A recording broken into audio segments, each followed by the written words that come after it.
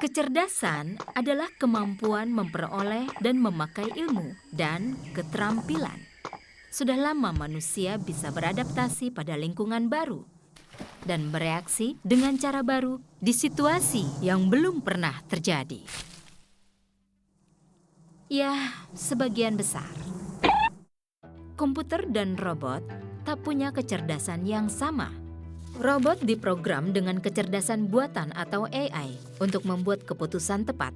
Gagasan di balik AI adalah kecerdasan manusia bisa dipetakan dengan tepat hingga mesin bisa menirunya. Komputer bisa belajar melalui pengenalan pola. Contohnya seni bela diri.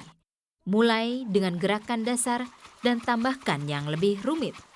Semua gerakan bela diri adalah kombinasi gerakan dasar. Setelah komputer atau robot bisa mengenali pola dasarnya, mereka bisa belajar kapan dan bagaimana memakainya.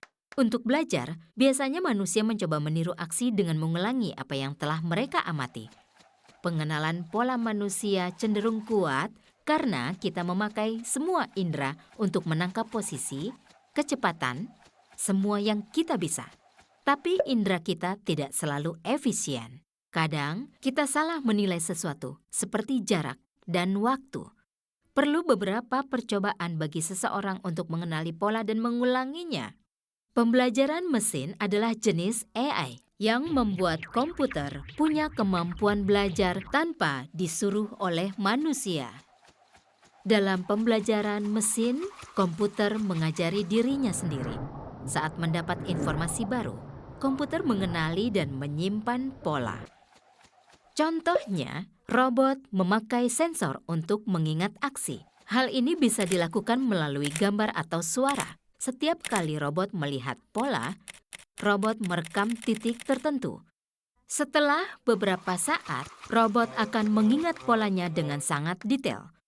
Contohnya, untuk membuka pintu, kita harus pertama, memegang gagang, kedua, memutar gagang, ketiga, mendorongnya sampai terbuka.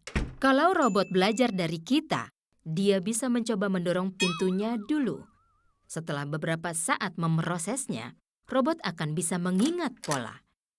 Ada robot cerdas yang mengingat pola sejak awal.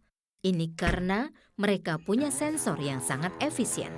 Tapi masih lama sebelum mesin, robot, dan komputer bisa benar-benar berpikir sendiri.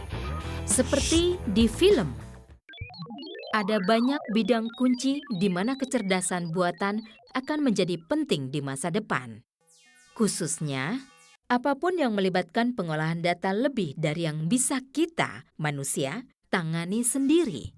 Ada banyak kemungkinan sains, biokimia, dan medis. Bayangkan AI, komputer, dan robot masa depan yang bisa memformulasi, meneliti, dan menguji hipotesis mereka sendiri. Lalu, kalau manusia mengirim robot dengan kecerdasan buatan ke planet lain, mereka akan menghasilkan karya yang jauh lebih baik dibandingkan robot yang tidak bisa memecahkan masalah sendiri.